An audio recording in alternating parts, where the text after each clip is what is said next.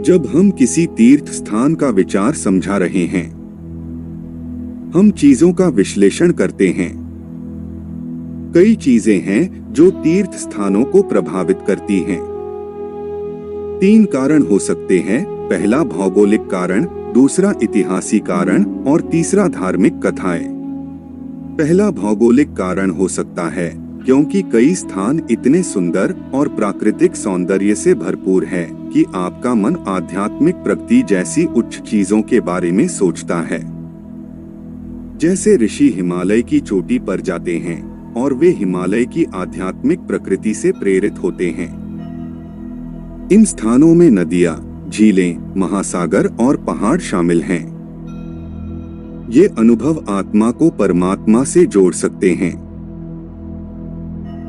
ऐतिहासिक कथाओं के महत्व के लिए कुछ पूजा स्थलों को चुना जाता है।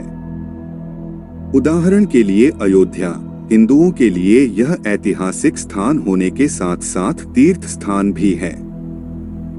हम कहते हैं कि भगवान राम नामक एक ऐतिहासिक व्यक्तित्व वहां रहते थे और शासन करते थे।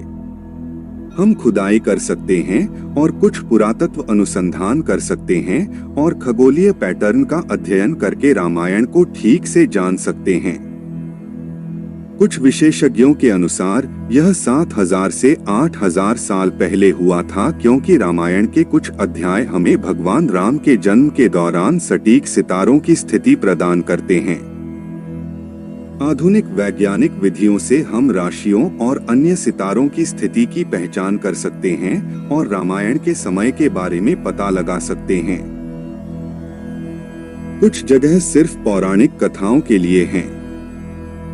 उदाहरण के लिए, यदि हमें किसी बच्चे को कुछ पाठ पढ़ाना है तो हम कहानियों का उपयोग करते हैं। इसी प्रकार कुछ पुराण कथाएं कुछ मूल्यों और कुछ पाठों को सिखाने का एक तरीका है।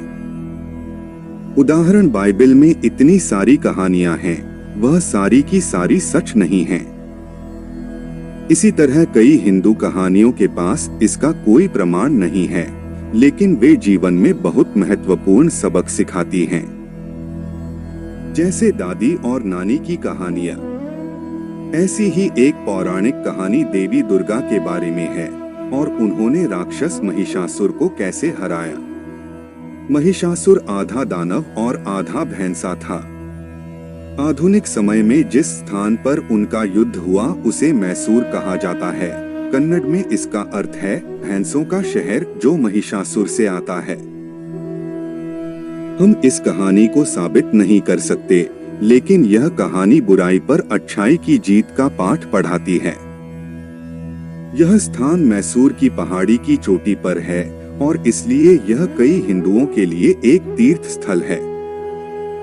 किसी भी यादृच्छिक कहानी पर विश्वास न करें, अपने दिमाग का उपयोग करें और कहानी से मूल ज्ञान निकालें। देखने के लिए धन्यवाद।